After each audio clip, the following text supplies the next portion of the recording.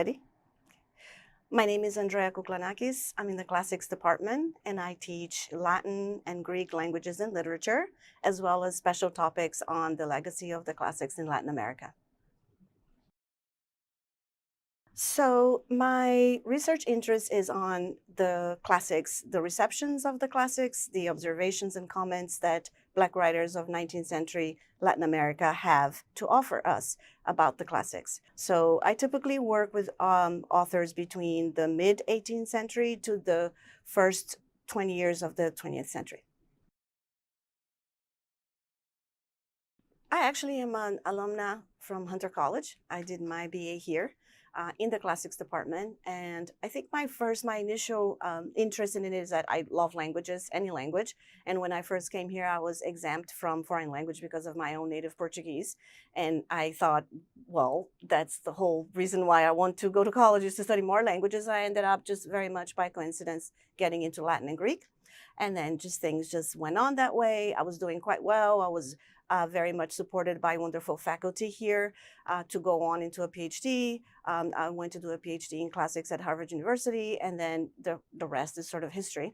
It took me a long time to go through this path, and I'm so super deliriously happy to be back at Hunter as faculty here and be able to talk about the classics, not just the language and the literature in the more traditional ways that we think about it, but also these other areas of race and classics as an intersecting point.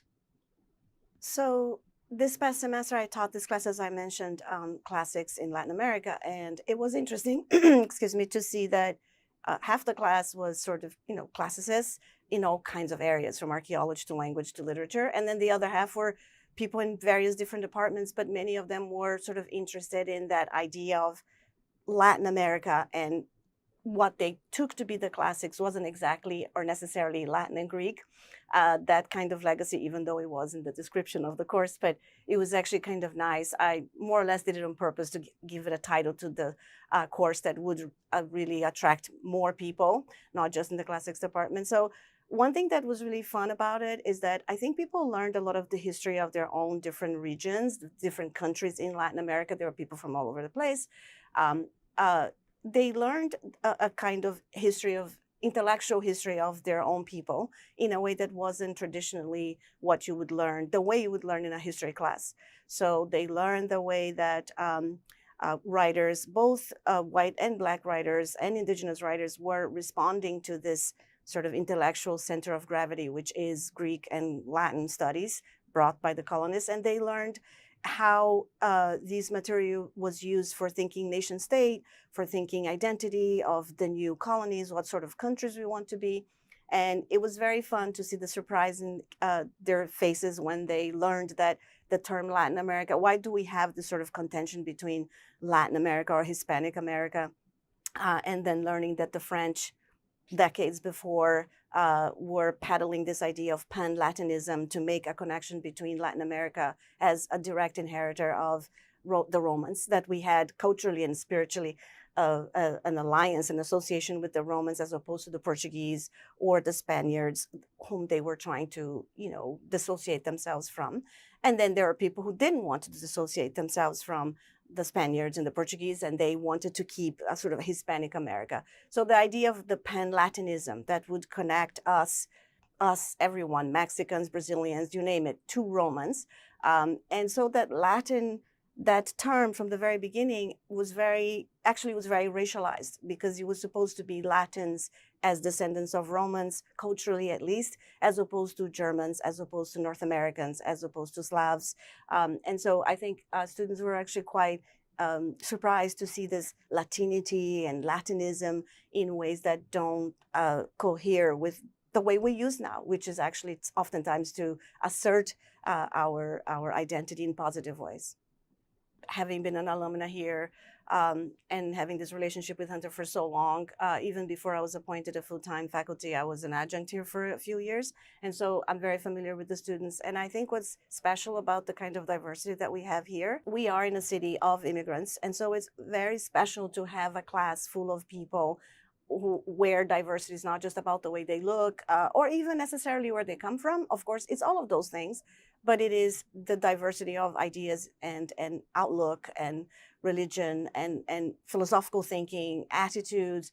In this very class that I mentioned before, because a lot of the material I had was in Spanish, or French, or whatever, Portuguese, whatever languages are in Latin America. I tended to offer all the languages in the class because I knew many people there spoke Spanish, a few spoke French.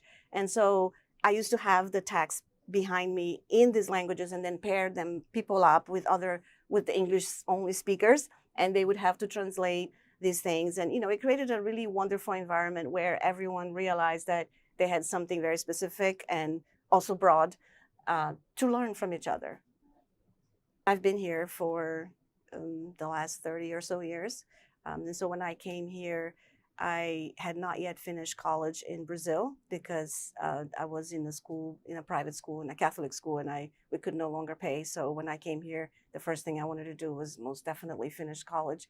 And Hunter was, the jam that I found, and I never left.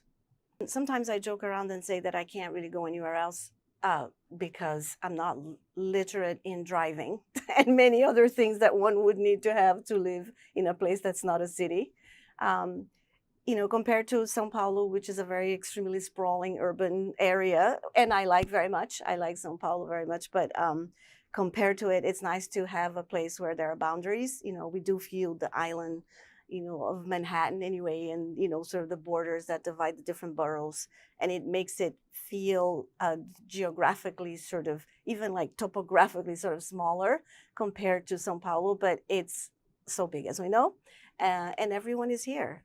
People come here, and we have to figure out ways to negotiate our living, which is, really what city's all about. And I don't often love to quote Aristotle for a variety of reasons, but I agree full-heartedly with him that cities are the best place because they are the places where the needs that we have of each other is very explicit. So we need someone to make our bread, someone to fix our shoes, we need to go to shops, we need doctors, we need each other. And in the cities, we have this kind of negotiation that is not as apparent as other places. And I think of all the cities, New York is special for a variety of reasons. One of them is that we have CUNY, for sure.